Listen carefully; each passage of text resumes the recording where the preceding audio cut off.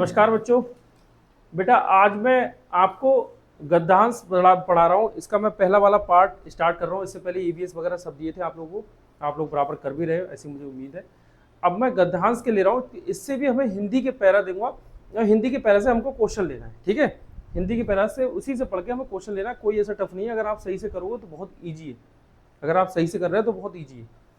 और इसको भी उसी तरीके से करना है जैसे आप ईवीएस मैथ और रीजनिंग पढ़ रहे हो, उसी तरीके से इसको भी बहुत अच्छी तरीके से पढ़ना, क्योंकि नंबर इसके भी उतने ही है जितने और सब सब्जेक्ट के रहे। अगर मैं इसको देखूं तो हम लोग 15 अगस्त पे अनुच्छेद लेके आए। 15 अगस्त पे हम लोग को पढ़ना है 15 अगस्त का अनुच्छेद। आपका 15 अगस्त आने वाला, आज कितनी 14 अगस्त है, कल 15 अगस्त है, तो कल हमारा स्वतंत्रता दिवस होगा 15 अगस्त को, तो कल हम मनाएंगे। ठीक है, तो उससे पहले मैं ये गद्यांश दे रहा हूँ बेटा। अब आप लोग इसको बड़े ध्यान से देखो और इसको पढ़ना है। ठीक है, ये तो हो गया अपना प्रचार, ये हो गया अपना पाठ। देखो 15 अगस्त का दिन हर भारतीय के लिए अत्यंत गौरवशाली और ऐतिहासिक पर्व है। इसी दिन 15 अगस्त 1947 को भारत लगभग 200 वर्षों की ब्रिटिश पराधीनता से मुक्त हुआ था। पराधीनता से मतलब ब्रिटिश शासन के अंतर्गत हम लोग थे। उन्होंने हम लोग को बहुत समय तक, मतलब ये बता रहे हैं, देखो लगभग 200 साल तक उन्होंने हम पर राज किया था, है ना, हम पे शासन किया था, अत्याचार किया था। ठीक है, तो वो सब चीज़ें इसमें दी थी। ठीक है, अब उस तरह वो बहुत लेंथी है, हम लोग पैरा पढ़ रहे हैं तो पैरा के हिसाब से निकालेंगे। हर वर्ष इस राष्ट्रीय पर्व पर देश की राजधानी नई दिल्ली के ऐतिहासिक लाल किले की प्राचीर से भारत के माननीय प्रधानमंत्री राष्ट्रीय ध्वज तिरंगा फहराते हैं। ध्वजारोपण के उपरांत 21 तोपों की सलामी दी जाती है, राष्ट्रगान गाया जाता है। राष्ट्रगान किसने लिखा था? रविंद्रनाथ टैगोर ने। ठीक है, राष्ट्रगान और राष्ट्रगीत बंकिम चंद्र चटर्जी। ठीक है, गाया जाता था। प्रधानमंत्री राष्ट्र को संबोधित करते हुए देश की उपलब्धियों और भावी संकल्पों की चर्चा करते हैं। हर घर तिरंगा और आजादी का अमृत महोत्सव जैसे अभियानों ने इस उत्सव को जन जन का पर्व बना दिया है। महात्मा गांधी, भगत सिंह, सुभाष चंद्र बोस और चंद्रशेखर आजाद जैसे अनगिनत वीरों के अमर बलिदानों से हमारी ये स्वतंत्रता मिली है, हमें ये स्वतंत्रता मिली है।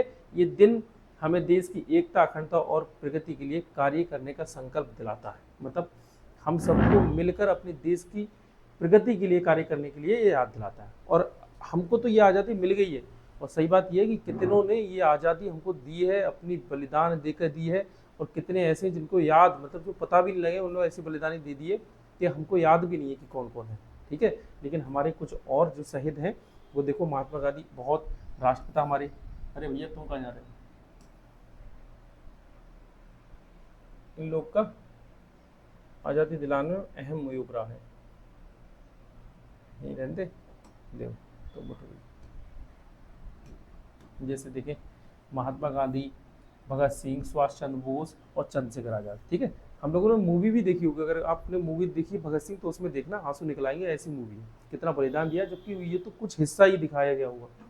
ठीक है, आगे देखिए क्वेश्चन। अब इस पे देखो, अब इस पे बेटा 10 क्वेश्चन लिए हैं तुम्हारे, उसमें सिर्फ 5 क्वेश्चन आएंगे। 5 क्वेश्चन तुम्हें देने होंगे। 5 क्वेश्चन इसी पैरा से पढ़ के आपको आंसर देने होंगे। लेकिन यहाँ पर मैं 10 क्वेश्चन लेके आया हूँ जिससे कि तुम लोग की थोड़ी नॉलेज बढ़ जाए। ठीक है, वहाँ 5 क्वेश्चन होंगे तो डरना मत। और 3 पैरा होंगे वहां पर, ज्यादा पैरा नहीं, 3 पैरा होंगे। ठीक है, 3 या 4 पैरा ऐसे होंगे। भारत किस तिथि को ब्रिटिश पराधीनता से पूर्ण मुक्त हुआ था? देखो किस तिथि को, अब ये देख रहे हैं 15 अगस्त 1947 को। ठीक है, 15 अगस्त 1947 को हम लोग उनसे मुक्त हुए थे, हम लोग उनसे आजाद हुए। ठीक है, आगे देखें भैया क्या है। स्वतंत्रता दिवस पर भारत के प्रधानमंत्री राष्ट्रीय झंडा कहां से फहराते हैं? देखो अभी आपने पढ़ा था कि भारत के प्रधानमंत्री राष्ट्रीय झंडा कहां से फहराते हैं। देखो अभी हम देखें, ये कह रहे हैं प्रधानमंत्री राष्ट्रीय ध्वज तिरंगा फहराते हैं कहां से? हर वर्ष इस राष्ट्रीय पर्व पर देश की राजधानी नई दिल्ली के ऐतिहासिक लाल किले की प्राचीर से, ऐतिहासिक लाल किले की प्राचीर से, देखो ये लिखा है लाल किले की प्राचीर से। ठीक है, ये है C4 का, मतलब आपको कुछ नहीं करना, उसी में से गद्यांश में से ही देख के आपको आंसर निकालना है। उसमें से देख के ही हमको आंसर निकालना और कुछ नहीं करना है। जैसे ये देखो, कह रहा है ध्वजारोपण के उपरांत कितनी तोपों की सलामी दी जाती है। अब देखो जैसे आंसर हमारा 21 तोपों की सलामी दी जाती है, हमने अभी पढ़ा था। लेकिन अगर हमको याद ना रह रहा है तो हम देखो यहाँ जाएंगे और देखेंगे यहाँ पे क्या है। ये देखो, ध्वजारोपण के उपरांत 21 तोपों की सलामी दी जाती है आंसर। 21 तोपों की सलामी दी जाती है। वो उसने यही तो पूछा था, कितनी तोपों की सलामी दी जाती है, तो 21 तोपों की सलामी दी जाती है, ये आंसर है। मतलब कुछ भी नहीं, अगर आपने पैरा ढंग से पढ़ा है तो आंसर आपको मिलेगा। आगे देखें, भारत कितने वर्षों के लिए ब्रिटिश गुलामी के बाद आजाद हुआ था? भारत कितने वर्षों की ब्रिटिश गुलामी के बाद आजाद हुआ था? कितने वर्षों की? अब देखो आंसर क्या था, 200 वर्षों के लिए। ये लिखा हुआ था जब हमने पैरा पढ़ा तो उसमें देखा हुआ, लेकिन हम लोग चल रहे हैं उसको देख रहे हैं। देखो ये लिखा हुआ है, कहाँ लिखा हुआ है, ये देखो। इसी दिन 15 अगस्त 1947 को भारत लगभग 200 वर्षों के ब्रिटिश पराधीनता से मुक्त हुआ था। पराधीनता मतलब हम उनके अंडर में थे, ठीक है, वो हमसे जैसा काम करवाते थे वैसा हमको करना पड़ता था, ठीक है, हम उसके अंडर में थे। ये देखो ये आ गया 21 तोपों की सलामी, और ये क्या है 200 वर्ष गद्दांश में राष्ट्रीय, अरे कहाँ गया था, हाँ 200 वर्ष, ये आ गया। अगला क्वेश्चन देखो, गद्दांश में राष्ट्रीय पर्व पर प्रधानमंत्री द्वारा राष्ट्र को संबोधित करने का मुख्य विषय क्या होता है? अब देखो, अब हम एक बार सब पैरा पढ़ रहे हैं, जैसे कह रहे हैं केवल पुरानी कहानियां, ऐसा तो नहीं है। देश के लिए उपलब्धि और भावी संकल्प, चलो देख रहे हैं। राजनीतिक भाषण, उसमें राजनीतिक भाषण नहीं होते आपकी। केवल खेलकूद और आंकड़े नहीं, ऐसे भी नहीं है। देश की उपलब्धियां और भावी संकल्प, ये देश की उपलब्धियां और भावी संकल्प के बारे में हमारे प्रधानमंत्री हमको बताते हैं, ठीक है भैया। आगे देख रहे हैं, कह रहे हैं किस राष्ट्रीय अभियान से 15 अगस्त को जन जन का उत्सव बना दिया गया है? किस राष्ट्रीय अभियान से 15 अगस्त को जन जन का उत्सव बना दिया है? जन जन मतलब हर लोग का उत्सव बना दिया गया। तो भैया कौन सा है? हर घर तिरंगा। देखो यही है, ये लिखा हुआ था हर घर तिरंगा। मेक इन इंडिया नहीं भैया, डिजिटल इंडिया नहीं, स्किल इंडिया नहीं, हर घर तिरंगा। देखो हम लोग एक बार देख भी रहे हैं, पैरा देखेंगे, पैरा में देखना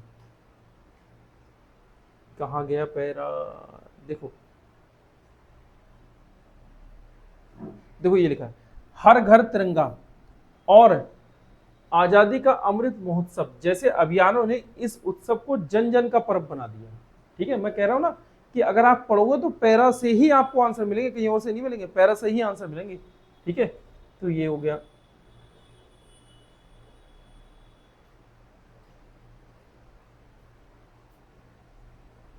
ठीक है, आगे देखें।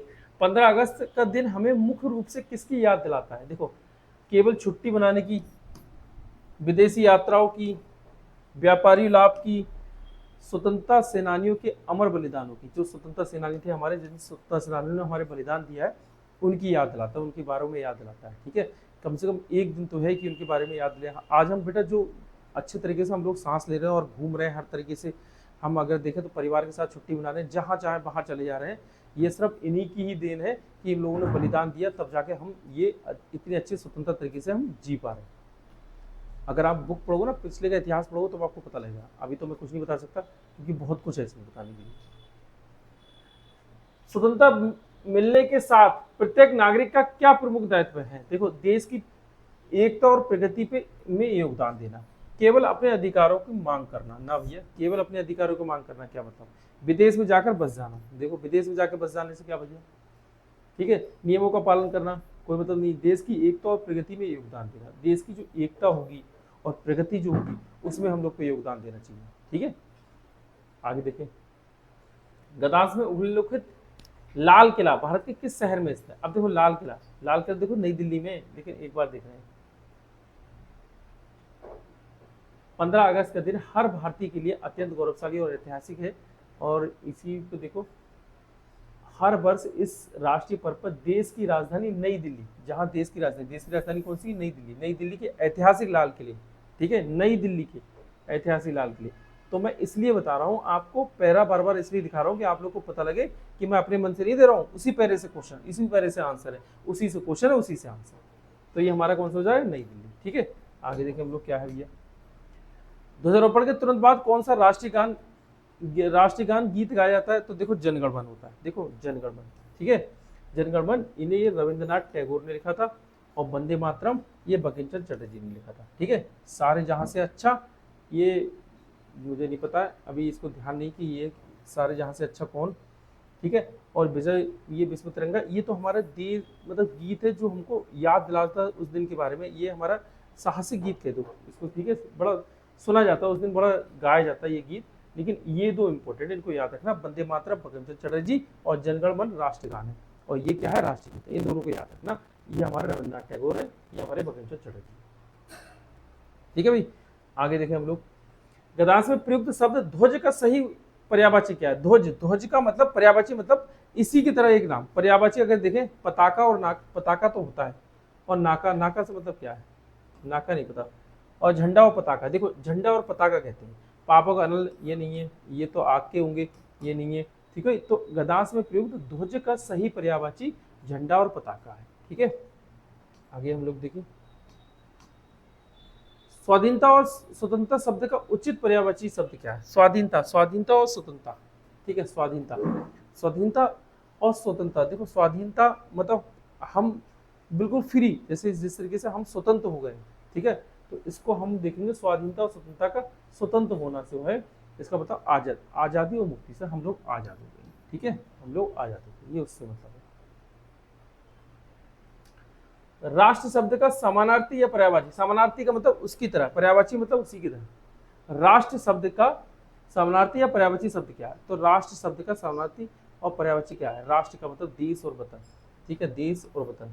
कस्बा गांव से क्या मतलब? नगर शहर से क्या मतलब? देश प्रदेश से मतलब, विदेश और प्रदेश से क्या मतलब? ये हमारा, ठीक है।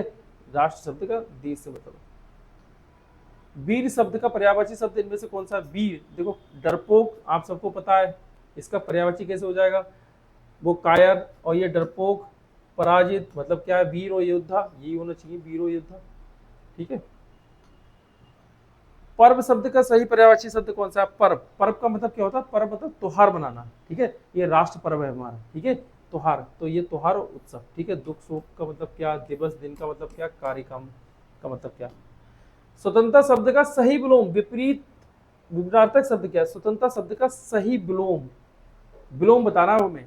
स्वतंत्रता, आजादी तो इसका पर्यायवाची हो गया भैया। स्वाधीनता, परतंत्र, पराधीनता, गणतंत्र, स्वाधीनता नहीं होगा। देखो स्वाधीनता अभी आपने देखा था, देखो इसी में था, अगर हम देखें सही से तो स्वाधीनता इसी में था।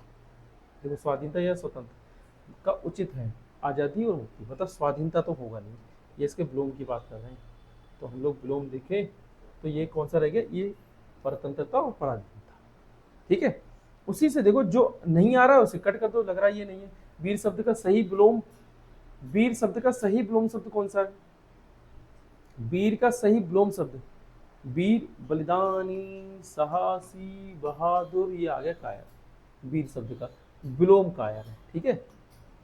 एकता शब्द का विलोम शब्द कौन सा है? एकता का विलोम, एकता का विलोम अनेकता, संगठन, मेलजोल, अखंडता, नहीं ये तीनों नहीं होंगे। एकता का अनेकता, ठीक है। एकता मतलब एकत्र होना, इकट्ठा होना, अनेकता मतलब अलग अलग हो जाना है, ठीक है।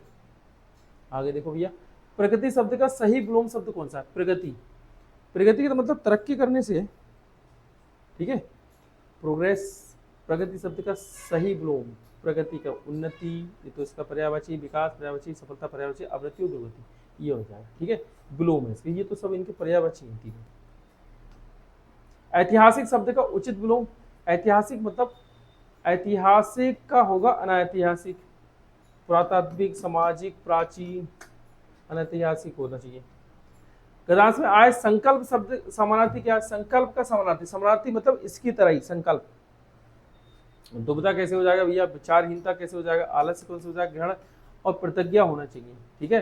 ग्रहण और प्रतिज्ञा, संकल्प लेते हैं, कई बार तुमने सुना होगा कि हम संकल्प लेते हैं, ठीक है। संकल्प लेते हैं तो यही होगा भैया, ग्रहण, निश्चय और प्रतिज्ञा, ठीक है। गौरवशाली शब्द का उचित समानार्थी क्या? गौरवशाली, अपमानजनक, कैसी बातें कर रहे हैं? साधारण, ठीक है। समान, ठीक, महिमामय या आदरणीय, ठीक है। गौरवशाली का ये होगा, ये सब नोट कर लेना। अखंडता शब्द का समानार्थी, अर्थ प्रकट करने पर वाला शब्द कौन सा? अब अखंडता, ये आप लोग देखना, ये अगर पीछे से देखोगे तो आपको सब मिलेगा। और कौन सा और होमवर्क दूं? बलिदान, ये भी आप लोग देखना कि बलिदान का क्या है, ठीक है, समानार्थी शब्द, ठीक है। उसको देखना कि जो नहीं है पहले उसको कट कर देना, उसके बाद अपने आप ही निकल के आ जाएगा, ठीक है। अभियान शब्द का समान अर्थ क्या है? अब अभियान का शब्द का समान अर्थ क्या है? मतलब अर्थ आपको निकालना है। देखो अभियान का मतलब विश्राम नहीं हो सकता, अंत नहीं हो सकता, अवरोध नहीं हो सकता। अभियान एक मुहिम, विशेष कार्य यात्रा है, ठीक है, अभियान होता है। आगे जो भी होंगे अब वो होमवर्क होंगे आपके। अरे लास्ट इतने थे और ये आपने बड़े अच्छे तरीके से कर भी लिए, और मैं ऐसा तुमसे उम्मीद रखूंगा कि तुम अभी इनको कॉपी पे नोट कर लोगे। इन सबको कॉपी पे नोट कर लेना, पर्यायवाची को पर्यायवाची की जगह पे, विलोम को विलोम की जगह पे, समान अर्थ को समान अर्थ के साथ लिखो। जो आपको लग रहा है कि हाँ ये ठीक है, उनको अपनी कॉपी में नोट कर लो।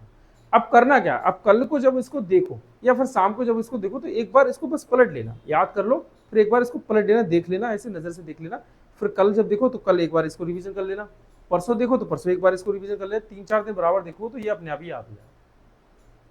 ये बहुत टफ नहीं है, बड़े इजी है, लेकिन आप लोग सही से याद कर लो तो, अगर सही से ध्यान दे दो तो अब ये हमारा जितना हम लोग रिवीजन कर लेंगे उतना हमें फायदा है। अगर प्रैक्टिस, मान लो एक चैप्टर किया तो उसकी हमने जितनी प्रैक्टिस कर ली उतना फायदा है, अगर प्रैक्टिस नहीं करो तो कुछ नहीं होगा। ठीक है बेटा, मैं गदांश का आप लोग को पहला दे दिया, ये गदांश से ज्यादा नहीं दूंगा, 10-12 दूंगा बस, उसके बाद बंद, क्योंकि ये बहुत ईजी है, इन्हीं पैरा से आपको आंसर देना है। रीजनिंग के भी 5 चैप्टर है, तो 5 चैप्टर उनकी भी मैं आपको वीडियो बना के वो भी दे दूंगा।